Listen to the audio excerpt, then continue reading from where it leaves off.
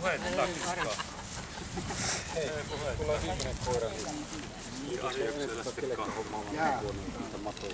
Joo, laukauksista liikkeelle, niin se on laukaus varma ja siinä on mitään.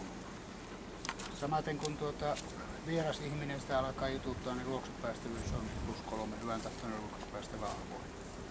Ei siinä ole ongelmaa. Kovuus, pehmeys, kuinka se muistaa tällä mittarilla tehdyt ikävyydet tällä radalla.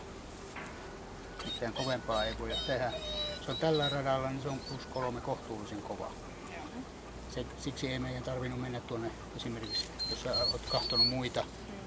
Yleensä on vietynä vielä haalarille koira. Tätä ei tarvinnut, se käveli tullessa se yli. Niin, joo. Se ei sitä muistanut, sinne ei tarvinnut mennä. Samaten tynnyri otti kontakti heti.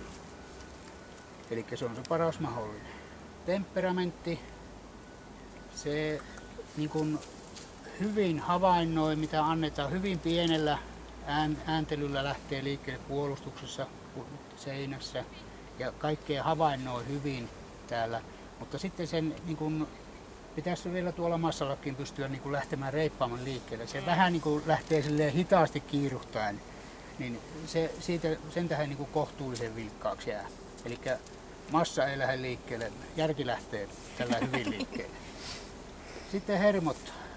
Se on varsin hyvä hermonen, mutta sitten sillä on tuommoinen ikävä tyhjäkäyntivaihe, kun on tyhjäkäynnillä, niin se purkaa itseänsä. Joo, niin on, tiedän. Viheltää, piipittää, rupeaa louskuttamaan, haukottelee. Vähän semmoista sijaistoimintoa tulee sieltä. Sitten tuo repiminen, tuohon hihnan repiminen, sekin oli sitä, että se purki sitä tyhjäkäyntiä.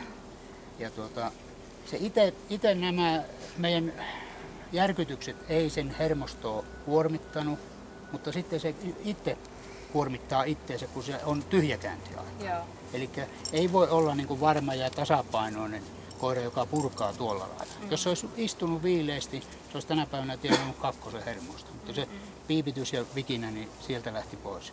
Eli ei joku hieman rauhaton, koska jostain se on poissa ja se on hermosta tällä kohdalla. Taisteluhalu, siellä on ihan kiva moottori, se on +2 kohtuullinen, haastaa, vääntää, tykkää, mutta ei riitä sen suurempaa vielä. +2 jää. Kaikessa se lähtee niin kuin taistelun kautta mukaan. Lähti puolustus urinan kanssa, seinä lähtee urinan kanssa. Tuon kelekan se haasto oikein hyvin. Se on hyvä.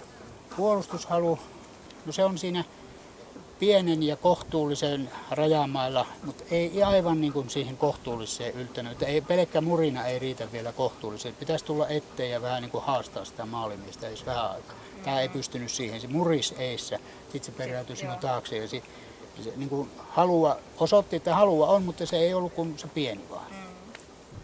Sitten tuo terävyys, kun se oli tuossa seinässä, niin siinä kanssa niin se yritti lähteä sitä vastustamaan, mutta tämän akre-alue ei noussuna sieltä esille. Se ei lähtenyt niin kuin haastamaan sitä uhkaa. Se riitti se murina vaan, mutta koira on rehellinen. Ilman jäljellä jääviä hyökkäysalueita. Ei ollut mitään ongelmaa, vaikka se oli pahassa asennossa, se oli hirtokkissa siinä ja sitten tuijotti siinä uhkaavaa, mutta ei siinä tarvinnut varoa sitä. Eli terävyys on pieni, ilman jäljellä jääviä hyökkäysalueita. Eli hyvä. Sitten toimintakyky. Koira yksinäinen, omaehtoinen rohkeus toimia ilman, että sinä autat. Kelekka on erikoiskoe. Miten hyvin se haastoi sitä, sitten sille kävi pelkotila ja samaltien se painoi melkein siihen kelekkaan.